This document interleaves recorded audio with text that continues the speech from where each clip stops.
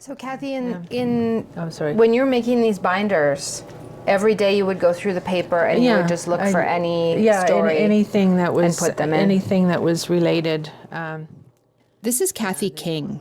We were in her office at her house in West Edmonton, staring at a bookshelf filled with rows of bright red binders. Well, what my binders are stories of missing and murdered women, essentially. And there was, so they're divided into years. It starts with 1994 to 1999, and then so some of them are contained in a year. Some of them, like 2007 was a bad year. I've got 3 binders for 2007. I've got 3 binders for 2008. I've got 2 binders for 2009. So there must have been a lot of murders happening around that time, and or court cases. So basically, all my binders are around missing and murdered women, investigations, court cases, legislation changes, that sort of thing. So, one of those cases is Kathy's own daughter, Kara, a young Indigenous woman who disappeared from downtown Edmonton in 1997. Daughter at the time was struggling with drug use and psychiatric issues. She was one of the I guess, a small percentage of people whose drug use triggers psychotic episodes. So she was a young lady who had some learning difficulties. She was always an impetuous, impulsive child. She was a very loving child, but we had a stressful teenage years. She seemed, I don't know, when I look back, I just feel sadness that we ended up in conflict rather than collaboration. Anyway, she was somebody who liked to party, and she, some of her friends didn't have her best interests at heart. And like Tootsie, Kathy felt like her daughter's disappearance wasn't taken seriously. Whatever. So I went through the process as described. And I phoned back and I said, okay, this is who I am. I now have a file number. This is my daughter's file number. So what happens now? And the fellow said, well, now we wait for a body. And I was like, you got to be kidding me. Like, that's the most you can offer me after, is that now you wait. So there was no offer of searching. There was no offer of investigation. There was no offer of anything. And I was just stunned, I guess. Kara's body was found a few weeks later. Now, Kara isn't one of the women found near Amber, but I wanted to talk to Kathy because she's become an expert on missing and murdered Indigenous women in Edmonton and the prairies. Kathy and I went through her binders together, reading headlines. Police report on Picton case angers family. Yeah, here's a story I did about red dresses, March 2012. I remember that day. Oh, and then this poor lady. Sad end to missing woman's case. Remains found. Lady disappeared in 2000. Another story by me. Oh, okay, story, yeah. All right. No wonder your name rings a bell. Yeah, no, I know you. Oh, okay. Yeah. Oh, there it is. Winnipeg man charged with killing 3 hookers. Human remains identified of those of a young woman. A serial killer slipped away. Remains ID'd. Fort McMurray garbage dump. Search for missing women. It's just, like it's easy to become numb to it because there's just so much. There are so many versions of the same tragic story, repeated over and over. And Kathy's experience with police sounded so much like what Tootsie would go through more than a decade later. No, they didn't make a report. They didn't offer to make a report. I just assumed that there would have been some continuity of recording. Well, I mean, I guess there is, but in their own way. It wasn't under a file number. Yeah, it just seemed to be that, disappearing was a matter of course for women who were involved on the street, for women with a high-risk lifestyle, that disappearing. And then I thought, and then I think one of them said something about, well, what do you expect? And I'm thinking, well, I expect that if you're in a high-risk lifestyle, that a disappearance would be more significant rather than less significant. but apparently it wasn't. So that they assumed that people who lived high-risk lifestyles disappeared, and that was sort of par for the course, which it is. But that doesn't mean that it's more acceptable for the parent. Yeah. So that was the struggle I was having at the time. One story from 1992 is headlined, "She's Not a Nobody, Say Grieving Parents in Appeal for Clues." In the story, the victim's mother pleads for people to care. She says, quote, "This is not just another dead Indian. She's not a nobody. She was not a prostitute. She's got friends. She's our daughter." Because a lot of these murders remain unsolved. Many, many, many. Yeah, most more are unsolved than not. Mm-hmm. Yeah, and so whether there was many killers or whether there was less many serial killers, that's what we don't know. There's more than one killer for sure. This is In Her Defense, 50th Street, Episode 4. In Cree, mâmâsîs ê-tôtahkik. In English, Blatant Failures.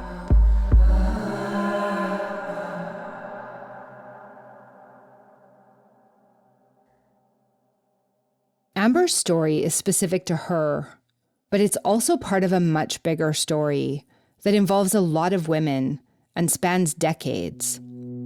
In 2002, the RCMP arrested a pig farmer in British Columbia named Robert Pickton. He was at one point charged with 27 counts of first-degree murder, and he's suspected of killing way more women than that. He bragged that he killed 49 women. Most of them were Indigenous. The Pickton case exposed something really ugly and disturbing in Canada. It showed that a lot of women had been disappearing and being killed for a long time, and that police and the public weren't doing much about it because of who they were. Part of the reckoning with the Pickton case was that if a serial killer had gone unnoticed in BC for so long, it could be happening in other places too. I asked former RCMP officer John Respett if that's what happened in Edmonton. My understanding is basically that the Robert Pickton situation, it really exposed, that not a lot of attention had been paid maybe to a large number of women who'd been victims of a serial killer, and sort of the idea being, let's take some action. Yeah, absolutely. You're correct. And when these cases were analyzed, even prior to that, the sheer amount of unsolved cases was a concern. And so out of an abundance of caution, the commanding officer and his team decided, let's analyze and see if there's any trends or anything that emerges from the analysis that we ought to know. And as I said, what did come out of that was being cognizant of what was going on in BC, and the fact that our analysis determined that, it was likely we had, serial offenders that were responsible for one or more of these offenses. A 1,500-page report on the Pickton case came out in late 2012, 3 months after Amber's body was found. It said the way police investigated dozens of cases of missing and murdered women was, quote, a blatant failure. The report blamed systemic bias by authorities, police mistakes, and public indifference, and said as a group the victims were treated as nobodies. There were a lot of parallels between what families of the Pickton victims experienced and what Amber's family went through. Just like in Amber's case, there were stories of police refusing to take missing person reports seriously, or telling the families the women were just off partying. So, around the same time Amber's body was found, there was this broader thing happening, and a lot of people were confronting an uncomfortable truth that in many cases, the disappearances and murders of certain women were being treated as less important by the public, the media, and by the police. I asked Judy Ann Cardinal what she would want people to know about Amber. That she was human, just like anybody else. I don't know why people, when it comes to Indigenous women, that they make it like they ask for things that happen to them. They'll be like, oh, well, they deserved it. They live this lifestyle. But if it was turned the other way, oh my God, it's the end of the world. She was a mother of a son, and she was funny, and she had this laugh that you laugh at, and then she'll laugh with you. And she cared about her nieces and nephews. She spent a lot of time with them. And she's just like any young person, going out and experiencing, drinking. Same with anybody, even other races do it. But it's a big deal when we do it. When we were in Fort Chip, we stopped at the Fort Chipewyan Bicentennial Museum. There's a whole section about police history in the community. One picture from 1899 shows 4 white men outside in the snow, in heavy coats and big fur hats. The caption says, "Officers in Fort Chipewyan rarely had difficulties enforcing the law among the Indians or Métis." And it quotes one of the officers in the picture, saying that, quote, "The Indians have a wholesome dread of the police." And again, this isn't just history, it's context. Why would Amber's family trust the RCMP? My mom was in residential school, so it was all my brothers and sisters, except me. Already, they didn't have residential school here. But I think that too, like, our people, they don't trust cops. Because look what they did, they just came and take children away.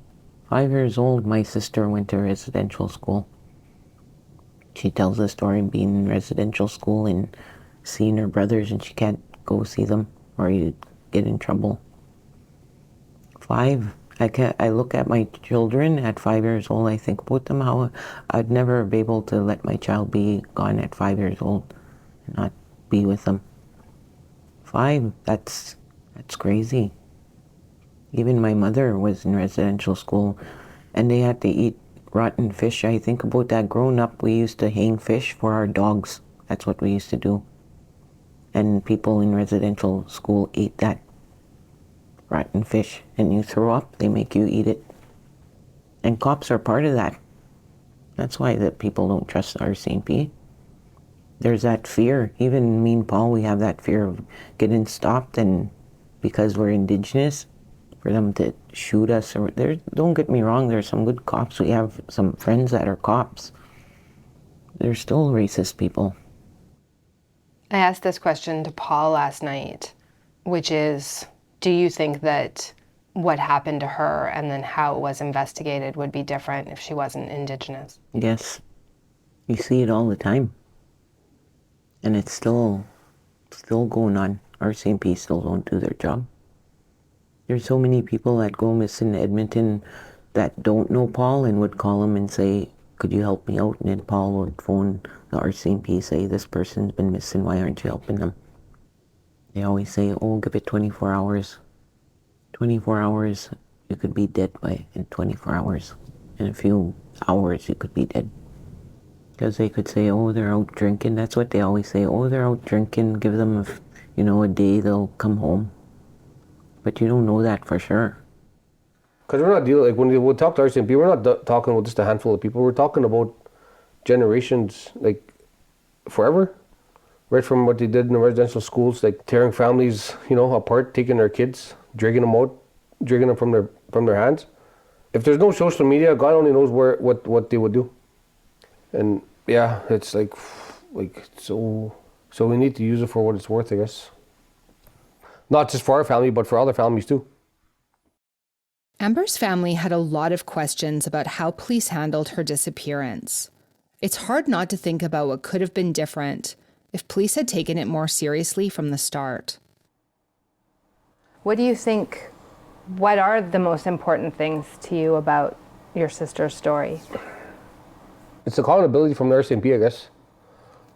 It's about the voice, about Evangeline, about everything. Like, since my sister went missing up until now, there's so much that we found out that we're still, every day we struggle as to why the RCMP won't act on what the information we give them. Because first they messed up on my sister's story on one hand, but on the other hand they say they're working for us, which to a point I guess they are, but they don't want to do what they're supposed to do. Remember Evangeline? She's the woman who went to Edmonton with Amber, the last person we know of to see Amber alive. You'll remember that a police officer did call Evangeline after Amber was reported missing, and she was apparently, quote, very cooperative. But they didn't do a formal interview with her, and her cooperation didn't last long. The next time the officer contacted her, she was, and I'm quoting from a police report here, less cooperative, even belligerent, which, and this is another quote, raised suspicions. And things went downhill from there. A few months later, Evangeline left a voicemail for an RCMP officer. According to a transcript in the police report, she said, "I hear somebody's looking for me again. Anyways, I don't know anything about the missing girl. I barely knew her. I flew to Edmonton with her. She left her son with me. She stole all my fucking money and took off. I've already told you that a million times, so please let me get on with my life. Like, I just want to get over it. Like I didn't do anything wrong here. She took my money and left her friggin' kid. Like she must have been a crackhead, so leave me alone." Just to point out here, we don't know if any of what Evangeline was saying is true, but it's what her voicemail said. One officer remembered Evangeline, quote, was screaming at me on the phone, leaving me belligerent messages, and to have that be the last person that saw somebody being that uncooperative, she wasn't helping at all, that was what made me worry that perhaps she was a person of interest, that maybe she did something treacherous here or something sinister. So my alarm bells kind of went up, and I know that her and Amber were maybe into some other things, criminal activity going on just from our files, and I was concerned that, did a business thing go wrong between them? Did something happen? Why is she being like this? Why isn't she being more helpful with us? To Amber's family, the way police dealt with Evangeline showed there were different rules for different people, I guess. Different strokes for different folks, they say. Now, for the roles were reversed now, my sister and Evangeline, it'd be a different story. Because Evangeline's white, that's why. White, blonde hair, blue eyes. I have thought so much about Evangeline and where she is in all of this. A lot of people have their suspicions. When she posted a picture of herself on Instagram with the caption, "Happiness," someone responded, "If you were the last person to be with Amber, why you got so many stories of what happened? What you hiding?" When I talked to the RCMP, I wanted to know if Evangeline was a suspect, and if she'd been interviewed since her early dealings with police. Yes, she has. This is Staff Sergeant Travis McKenzie again, the head of Alberta's Historical Homicide Unit, which is now handling Amber's case.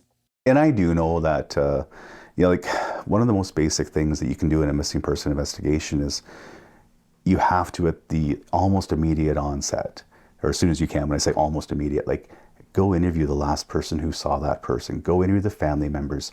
We have to develop that timeline. And absolutely, that was not done in this case, right? When it transitioned to the homicide, yes, Evangeline was spoken to. Mm-hmm. And I'm glad you spoke about that too, because if there was a rumor that she may have been also on the recording, I'm very happy to dispel that. Mm-hmm. All day long, because yes, she was cooperative. Right. So she has been interviewed by police. Yes. And was cooperative and has been cleared of any involvement. Yes. Yeah, she is in no way a suspect in this investigation. That is good to know, because that's certainly something that goes around quite a bit, and I think there's a lot of suspicion on her, just to be honest. Yeah. And that's one of the things that I think is quite common with our, whether it be an unsolved missing person or an unsolved homicide, that the longer the investigation goes unsolved or the longer it takes for us to recover their remains, the more rumors and gossip will evolve. which makes it harder for the investigations, because we will go track down that gossip. We will do everything we can to get to the root of it, to find out is there any little bit of truth in something. But it is quite common that as the years go by, of course, our memories fade. Maybe we forget exactly what we were told or exactly the context of a conversation. And then people are truly, and I'm not saying this, like I'm just talking generally, but you'll grasp at straws like, well, maybe it was this or maybe it was that. And yeah, those things, it is quite normal for that to happen. I wanted to talk to Evangeline. Even if police said she wasn't a suspect, I wanted to know why she and Amber really went to Edmonton and what happened the day she went missing. I messaged Evangeline a bunch of times, and after a while she responded. She told me that Amber was her friend and that the situation's been really hard on her. She said she still gets death threats. But she was all over the place. At one point, she messaged me in the middle of the night and said she'd talk to me if I drove her the 20 hours from Toronto to Cape Breton. Then she stopped responding to me again. I kept sending Evangeline messages. I told her that I thought it would be good for people to hear from her, that her name comes up a lot in Amber's case, and I felt like she should tell her side of the story.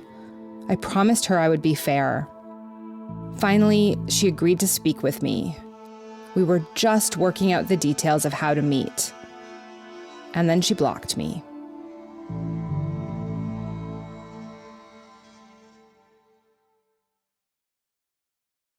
In the spring of 2014, Tootsie filed a complaint with what would become the Civilian Review and Complaints Commission for the RCMP. She alleged multiple failures in Amber's missing person investigation and said they were due to racial bias. In July of 2019, almost 9 years after Amber was reported missing, her family was back at RCMP headquarters for a big and really unusual press conference. Thank you for taking the time to meet with me today as we gather on Treaty 6 territory, traditional land and home for many Indigenous people. This is Curtis Zablocki. He was the commanding officer for the RCMP in Alberta at the time. Before I begin, I want to express my deepest sympathy for your family's loss. Please know that the RCMP remains completely committed to searching for the person responsible for taking Amber from you. The RCMP have never released the whole report to the public, but some of it is online, and Paul shared pieces of it with me. The report found the RCMP investigation into Amber's disappearance was wholly inadequate. And it agreed with Amber's family on several points. It said Amber was wrongly removed from the missing persons database, and that waiting months to get her suitcase from the hotel was contrary to basic investigative techniques. It also said officers failed to properly interview Evangeline early in the investigation. But the report said these failures weren't the result of conscious or unconscious racial bias, that it was bad policing, but not racism. There were 17 recommendations, including training for some of the specific officers in Amber's case and broader changes to the way RCMP deal with missing person reports. The final recommendation was that the RCMP make a rare public apology to Tootsie and her family. I fully acknowledge that in the early days of our investigation into Amber's disappearance, that it required a better sense of urgency and care. We agree with the Civilian Review and Complaints Commission that in 2010, our Leduc Detachment's initial missing person investigation was not our best work and was not in line with our established practices, procedures, and guidelines. At the beginning of this investigation, the RCMP was not the police service we strive to be. On behalf of the RCMP, I am truly sorry. Although the past cannot be changed, it is important to remember and learn from it. This is necessary in order to move forward. I can tell you with confidence that the RCMP is listening and learning from families such as yourselves. It all sounded sincere, but here's a story from Global News explaining what happened next. Vivian Tuckrow listened to the apology Later, as she sat next to the deputy commissioner, she said she doesn't accept it. The apology doesn't mean anything to me because they did it because they were told to. Soon after, this happened. Sir, you're late for your next appointment. I'm sorry, we're going to have to cut it off. RCMP left the news conference. At that point, the RCMP officers stood up and walked out, leaving Tootsie and Paul sitting at the table alone. No, I'm just to shake my head that he's leaving. I mean, they're the ones apologizing, but yet they can get up and walk away. What does that say? If that was me, I would have said, you know what? I'm taking all afternoon off. I'll let people know when I'm done my appointment. But no, he just up and left. That's not right. I sort of wondered a little bit, even if like it was just to get them out of there. It was just a formality because I was the last thing inside there. That's it. That's all it was. It was just not because they did it. That's why I tell people, you guys do shit because you have to do it, not because you want to do it. There's a big difference. And them, they had to do it because it was right there, black and white. So check that box and it's done. Did the apology mean anything to you? I didn't even cry. No, it was useless. The only thing that came good from that day is we called all their families were there in the front there, so we just told them, put their posters in the front. So to them, they got some attention. In the years after Amber's disappearance became a murder case, homicide detectives were scrambling to make up for lost time. But any surveillance footage from cameras around the motel was long gone. And by the time her remains were found, there was no DNA. There was no murder weapon. Amber's phone was never found. And there'd been no charges in the cases of the other women whose remains were found near Amber. But police did have the voice and a lot of suspects. Could have been a crank call. Could have been the killer. And he's like, you know who this? Absolutely. Oh my fucking God. Because hundreds of voices were collected. Well, it's not that easy, though. That's next time on In Her Defense, 50th Street.